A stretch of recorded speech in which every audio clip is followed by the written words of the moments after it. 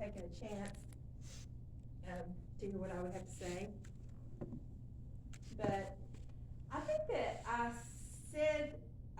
hinted at this, or I said this back, oh gosh, probably back in November, after I'd first gotten here, about like every year, and I've done this, I can't even tell you how many, 10 or 12 years now, that I choose a word or a phrase or something to be my yearly, what I concentrate on, my yearly goal. One year it's been grace, one year it was faith, it has been prosperity, it has been prayer, and this year it has been submission. And I came through that through my whole ordeal a year ago, because it has been right at a year ago that all this happened to me, and I ended up, that eventually brought me here, which was all due to submission. Sometimes lack of submission, sometimes the submission part. I always hesitate to speak on this because it always makes me think of my friend Denise Burwald. And she is a very beautiful, lovely woman, has had a marriage for, I think they just celebrated their 52nd anniversary. I believe, no, maybe 40 something, because she's got a 40-something-year-old daughter. And so she has a good marriage, but whenever we're at church and have a Sunday school lesson about submission, or the preacher preaches about submission, she gets this stance like this.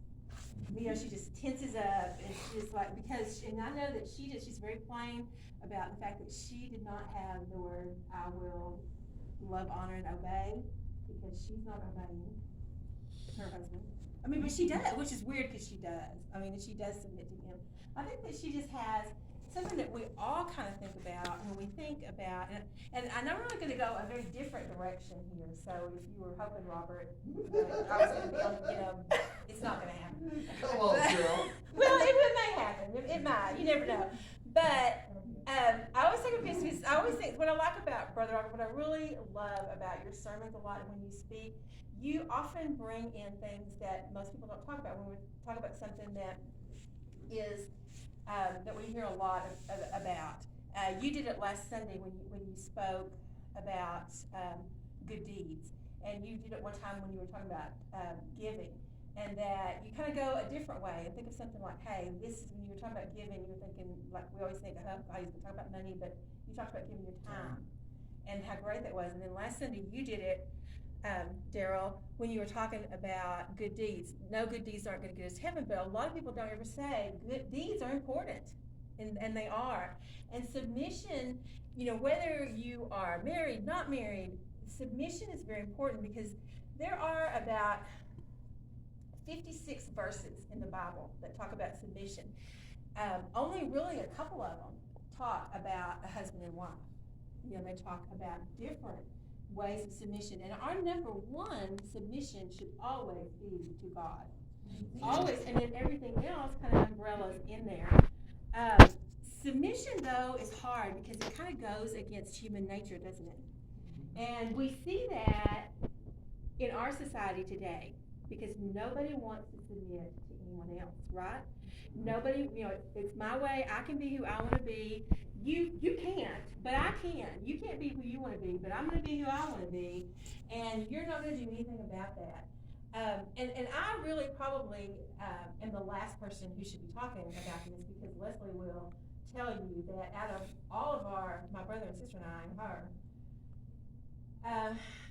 I'm the least submissive, which is evidenced by the fact that I was in the most trouble growing up. I'm right. You see, she's being kind. That was a long time ago. It's water under the bridge. It's water under the bridge. Well, she did try to kill me a couple of times. Okay, so you have repaid that, so we're all good now. We're square on that. Yeah, we are. But, submission does not come easy for me, and it never has. And even sometimes when I think I'm being submissive, I'm not. And can you think of a time where you thought, okay, well, I'm going to ask the Lord what to do, and then he says, do it, and you say, Lord, I don't think you understand exactly what I need. I don't think you do. So it does, but you know what? Without submission in our society and in our lives and in our families and in our works, there is what? There is chaos, and there is disruption, and there is dissatisfaction. So we do need it. And why do we submit? Because A, God commands it, and there doesn't really need to be another reason. God commands it that we submit to Him. But who else do we submit to? Anybody? Our parents? Our bosses. Our bosses? Friends. Our friends? Family. Spouses? Our family members? Do we submit to our pastor? Sometimes, yeah, we do. I mean, not that, and that doesn't mean, because the thing about submission is not slavery. Submission is not weakness. Submission is, well, being a Christian. Submission is part of God's plan for us because it gives us so many things, and we'll talk about those. We submit to our elders. Okay? So that doesn't mean we always agree with them, though, does it? No. It does not. Because we can disagree and still be submissive, right? What though if your higher authority, because God does tell us we are to submit to authority, to the government. And that's fine, we need to pay our taxes. And that's what it kind of always goes, give Caesar what is Caesar. But, there's a lot of other things that go on with our government. What about Hitler? Should we have submitted to him? Well, we didn't, but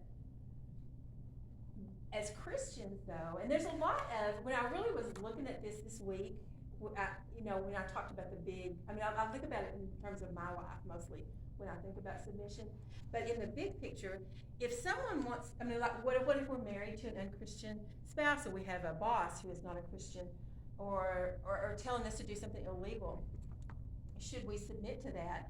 There are different views on that. As far as, and I'd like to know, maybe Robert and some of you, like what you think.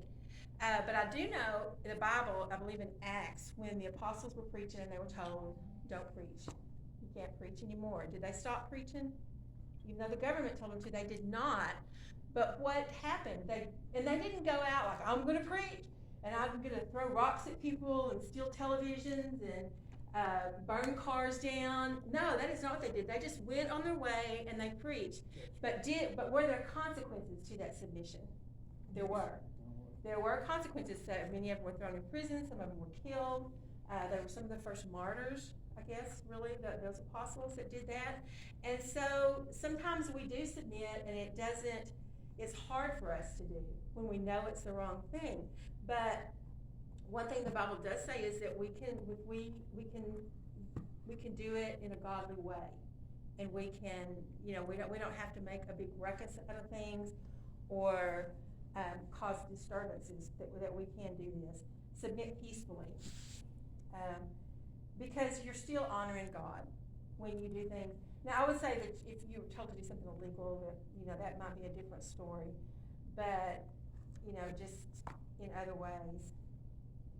I talked about this was a lot longer when I was practicing this. Think of a time when you did not submit, that you knew what God wanted you to do, and you did not submit. Wait a minute. We're going to go back. How do you submit? We're going to go, I'm sorry, when I get my notes on. That is when we intentionally, and we have to intentionally do it, because again, what did I say at first? It's not in our nature to submit. So we have to intentionally put God's will, put God's plan, and submission into our plans. And not just say, pray every morning, Lord, when this situation comes up, help me know what to do. And we think, it's for big things, like, if I'm looking for a job, or if I'm looking to buy something, buy a new house, or make a big move. Does God, yes, God definitely wants you to submit to His will then, but He wants you to submit to His will in small things too, and how we treat people, which is not so much a small thing, but because it is, how we treat each other. Do you know, really, we submit to each other in the church very often. And there are times, and I don't know if you've ever been a part of a church that split. Have y'all been a part of a church that split? How many times was it over something big? Small things. It's the small things. I had, and this is not something I experienced, but I had a gentleman tell me one time that he was in a church in Paris and he was pastoring the church there. They split because they couldn't decide what brand piano to buy. And the ones that wanted, I don't even know about brands of pianos, but the ones, you know, that got what they wanted, everybody else, they just like, I'm gonna leave because I can't, or carpet in the church. And so sometimes it's the small things, and sometimes we, again, don't have to like it, but for the better and for the glory of God, sometimes we have to submit to what we want and go with what God's plan is. Amen. And, well, always we have to do that. And always being submission, I remember that being submissive is a choice, you know, and being unsubmissive also is a choice, by the way. But being submissive is your choice. You choose to do it. You choose not to do it. And that's just a fact. Okay, so when we don't submit, I want you to think of a time when you didn't submit to God. You knew God was leading you somewhere and you didn't do it. Or you asked God, and let me give you an example from me, and then I'd love to hear from y'all.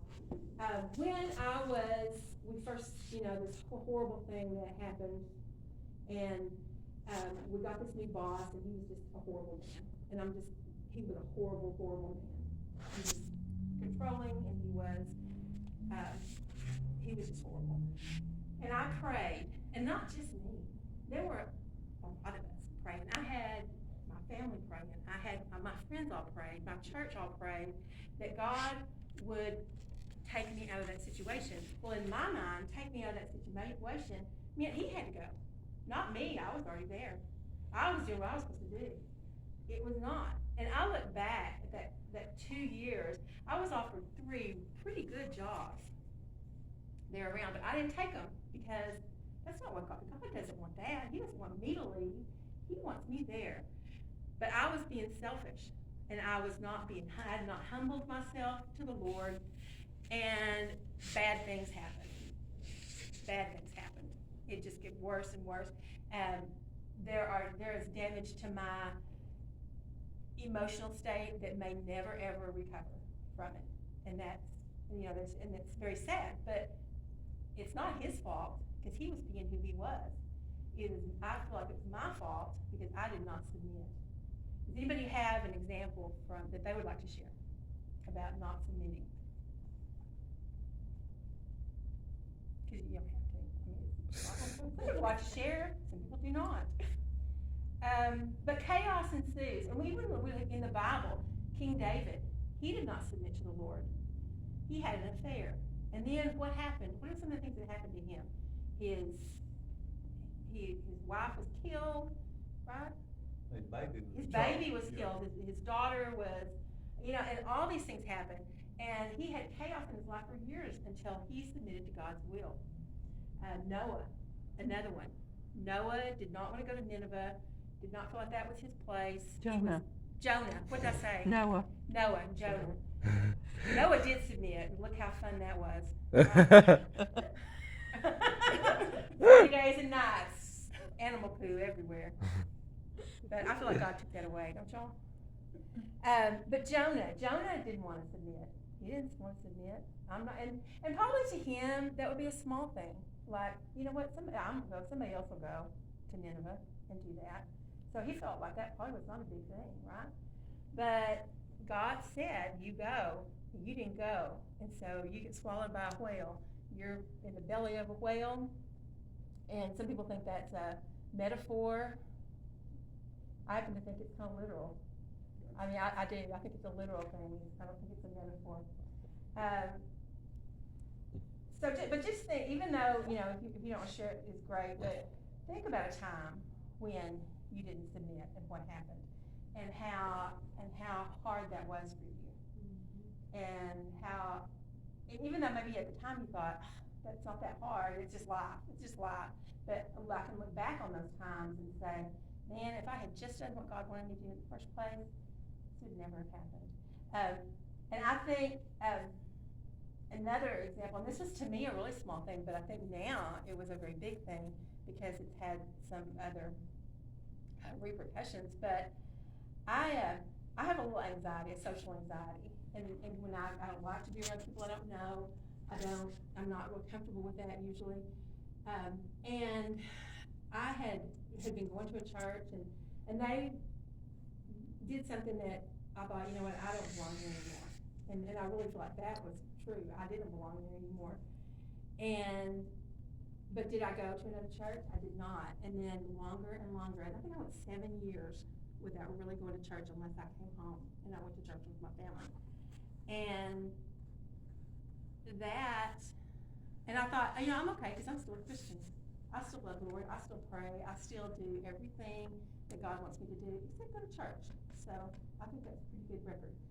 But now I look back on that and I think about all the blessings that I missed by not submitting to His will, not finding a church, and not being part of a congregation. So we miss a lot when we don't. So the benefits, though, of submission far outweigh. It gives us a peace of mind. When we know we're doing God's will, we have a peace of mind, a peace in our heart, a peace that we know where we're supposed to be. Even maybe if it doesn't go with what everybody else thinks, what the world thinks, what your neighbor thinks, if you know that you're doing the right thing, then it does give you a peace. It gives you an understanding of how God wants us to feel, how God wants our hearts to be. It gives us a better sense of forgiveness and mercy. If I'm submitting to His will, I'm going to forgive you for scaring me that day. Which I did. Easy peasy. But, you know, I'm going to forgive you. I'm going to forgive you because you didn't talk to me one day. Or forgive you because I heard you said something about me. Or all those things. I can forgive you, and that gives me a peace square. And gives you a peace square in your heart. And in your heart and in your mind. One of the most important things sometimes it will do is God humbles us through submission. And remaining humble in God's word brings us closer to Him every single time. I'll close just to say that submission is for everyone. Submission is not just for women. It's not just for weak people. Amen. And it's not a sign of weakness. Matter of fact, it takes more courage to submit to God's will than it does, or even to submit to another person and to their will than it does to just go along your own way. And submission, and even Jesus was submissive. Do you think that it was His idea of a fun afternoon to go die on the cross? It wasn't. You think it was His idea of a fun 40 days to be in the desert or the mountains where He was tempted by Satan? That wasn't His idea of fun. That wasn't what He would want to do. He did it because His Father said, this is what you have to do. This is what has to happen. So Jesus was submissive. It protects us. It keeps us out of harm. Delivers us from trouble and heartache. It also promotes a healthy relationship. Submission of back and forth in friends and in marriages and in families and in the church. Being able to submit it's going to give you a better relationship. Submission is just a very powerful thing, and I'm learning that more and more as I'm halfway into my year of learning about being a more submissive person. I'd like to think I'm a little better at it than I was 6 months ago, but I don't know. I saw one thing that said submission can bring you from awful to awesome, and I think that is true, a true thing about it. And I think it's very sad when people get the idea about submitting to God as a negative thing, because submission is definitely, there are more blessings to be had from that. And anyway, does anybody have anything to add? No? I thought of something that our father told me one time when beginning of my third grade year, we moved to Borger, from Wellington to Borger. Our father, I guess both our parents, worked for the school system in a place called St. Norwood. It's a little bitty town, kinda like, Thalia. And, but he had a school, and our parents both worked for the school. My dad was the bus superintendent, and, you know, he took care of the buses, we drove around. Well, he wanted a job in Wellington. He had talked to him, but because of school relations, he didn't wanna just drop one school and go to the other. And so instead of just quitting and waiting, he took a job in Borger, working at a girls' town, a girls' home.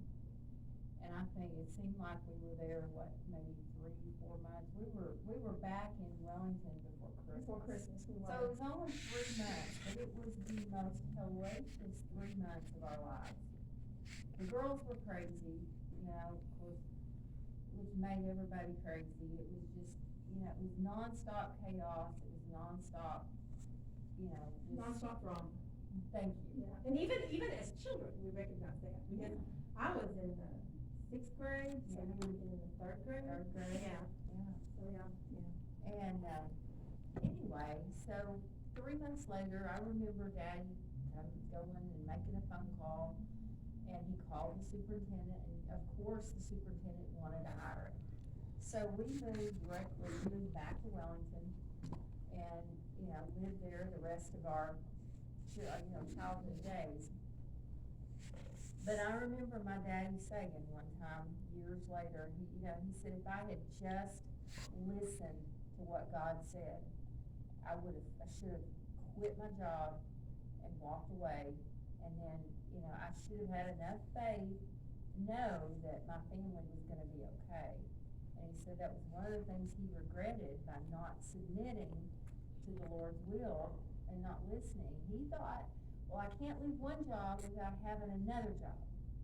And so he said, I put my family through hell because of my, lack of submission. He didn't use those terms, but, that has always stuck out in my head, what my dad told me about that, and I'm sure he told you too. He did not. I mean, I kind of knew it, but he did not ever say that he he just said that was one of the worst choices he ever made, it was a lack of faith, because of kind of submission, faith, whatever. And that has always stuck with me. And I think that is a good point, that faith, there's a lot of faith that goes into submission, because we don't know, like if you're unhappy in your job, do you just quit it? Because I wouldn't, or go, taking something with less money, and there is a lot of faith that goes out. You have to walk on faith, and I will tell you every day of the week that God has never failed to take care of me, ever, not ever one time. But yet still, I'm hesitant. When I moved here, I was like, I'm gonna lose my house, like all this other stuff. And you know what? Once I did, oh my gosh, things were so easy. I made money on my house. I've gotten to spend time with, Robert and Leslie, which has been great for me. I don't know about them, but, it's been great for me. And I but I don't know about Leslie. I don't know either. I have to say that my daughter Jonna, because she's a lot like me and she's pretty funny, but she was asking me last time I was there, are they trying to get you to move out? And I was like, well, no, I don't think so. And I said, well, but if they're putting it out there, I'm not picking it up. But I don't know. So and so I'm thankful for that. I mean, because you just never know who you can count on until you have to count on people. But it's walking by faith and doing what you know that the Lord wants. And will take you places you never thought you'd go, but once you're there, you think, what have I been waiting on? Yeah. So, all right, next all right. Good job, good job.